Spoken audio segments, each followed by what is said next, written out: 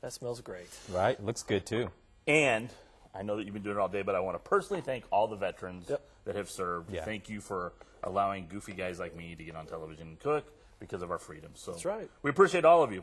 So today we're going to do a pork tenderloin, which I've already roasted here, and we'll talk about it a little bit in the next segment because I want to make the sauce up. But this is just a regular Seaboard Farm, makes a Prairie Fresh pork loin. Cleaned it down a little bit, rubbed it with a little bit of sage and coarse black pepper and salt. That's it. Roast it in your oven about 450 degrees to crisp it, and then about 350 degrees for about an hour, hour and a half. Okay. You don't like to over-season things. You no. just like just a little bit. No, let the meat kind of speak for itself. So, but we're going to make this raspberry sauce. This raspberry sauce is really nice because it's great for the holidays. This is raspberry preserves. And you've got a couple options. You can buy actual raspberry preserves. It's going to have seeds in it, which this did in the beginning, and you'll have to strain them out. Okay. But there's also a thing called Simply Fruit that Smucker's makes that actually is already just the fruit. So basically it had no seeds or anything like that in it. But what we've done is we've got about 12 ounces of that. We're going to add to that. This is what's great about this recipe. It's the kind of seasons of the holiday. We've got some ginger. We've got some nutmeg. A little bit of cinnamon, very little bit, just a pinch of cinnamon. And then a little bit of sage.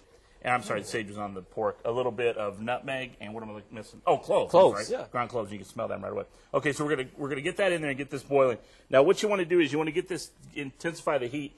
And if you use fresh raspberries, you use a lot of sugar. This one we're just gonna put a little bit of sugar in because the preserves already have sugar in it. Okay. So you don't want to. In the air. Yeah, you don't want a lot of. You don't want to add a lot of sweetness to the preserves because they already have some in there. All right.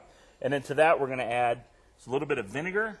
Okay, vinegar. And that'll kind of offset the flavor of the, or offset all the sweetness. And then we're going to add a little bit of water just to thin it out just a little bit more. I've already put some water into these preserves. And you'll bring this to a boil. And then what you want to do is you want to bring it up to a boil. And we're going to try to get that done here before we leave. And once it gets to a boil, then we're going to add a little bit of lemon juice and a little bit of butter to finish it off. Okay? And what the butter does whenever you do this in a sauce, and this is a good tip at home, if you ever want your sauce to really shine, stir a little butter in at the end, and the butter will make the sauce shine. So. A little bit of grease. So the butter's just for the visual once we're going to put it on. It's not really for the taste? Or No. All it really does is just kind of, there's a little bit of flavor to it, but not a lot. Boiling it out. And now we're going to add the lemon juice, which that tartness will offset some of the sweet. And then, like I said, we're going to add just a little bit of this butter in there. And then I've got a little bit of cornstarch and water that we'll finish it off with just to thicken it up. We've got about 15 seconds left. Okay, when we come back, we'll have the pork loin all dressed up, and we'll pour this over the top. Looks like it's almost ready to go. It is. We're rolling along. Okay, it's time for our Produce 7 Daybreak at the Panama Cafe quiz question. And we'll throw this out there. You've got to call us up and get it answered. You win $10 off Kushiyama and hot coffee from McDonald's. All right, here is the question of the day. How many years did Robinson Crusoe, as primitive as he could be, spend shipwrecked on his island? 373-1787, extension 243, or 1-800-777-KVII, extension 243. Say hi to Daniel. He's having to do many tasks. All right, stay with us. We'll be right back. Coming up next. He wasn't on a 3-island tour, though. 3-hour tour. 3-hour tour, yeah.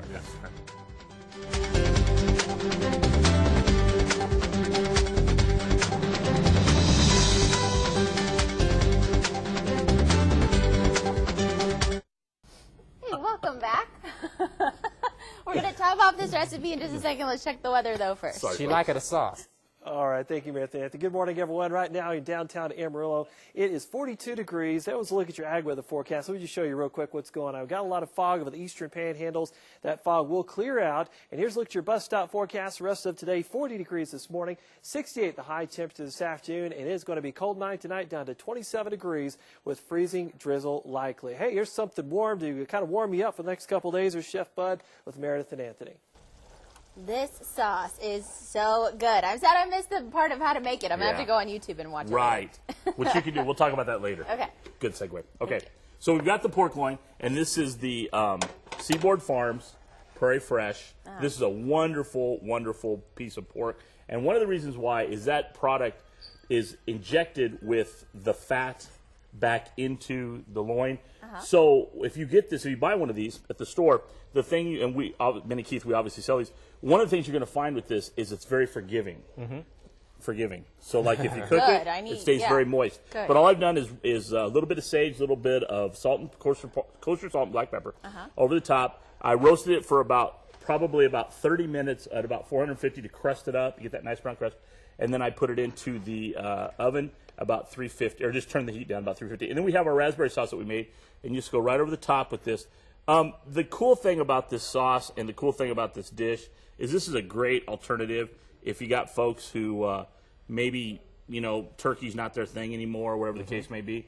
It's wonderful because you get a lot of different flavors in it.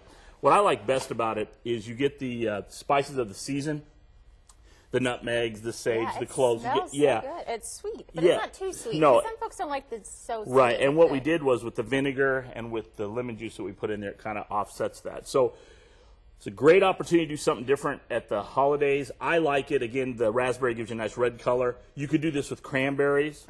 You could do this on a turkey. You could do this on chicken. So there's a lot of different applications for this, but the big thing is, I think, is finding yourself a fruit that you like, whether it be raspberry, cranberries, whatever the case may be. And that particular meat here really holds its taste, and this is not super expensive, but it's quality. It's a very good point. It's not super expensive, and when you're talking about doing something maybe with beef, this is a great option. In fact, at our holiday show this last week, I did this, and it was met with great reviews simply because it's got really good flavor. I like the sauce a lot, but also it's a great alternative for folks who maybe are watching their budget or want something a little bit different. So if we want this recipe now, not only can we go on our Pro News 7 YouTube page, but you can go to Good Life, Good Food with Chef Bud. It's a what do they call it? They call them like Facebook pages, whatever. Please go on there, like it. I've got like 155 likes. I'm trying to get to 1,000, so give me 45 this morning. That'll be great. So anyways, go on there. We're going to post this. A lot of fun stuff I do throughout, you know, the area, pictures of businesses I do work with. I want it to be a spot where I can give back, and that's what we're going to do there. And we will post all our videos there and photos with Anthony and Meredith and all kinds of different it's a great opportunity for me to give back. It's a great opportunity for me to share a lot of just ideas and recipes and what you're thinking. And, what the Good Life thing is all about. So thanks. Hey, thanks for the plug. You're welcome. We'll be right back. Awesome.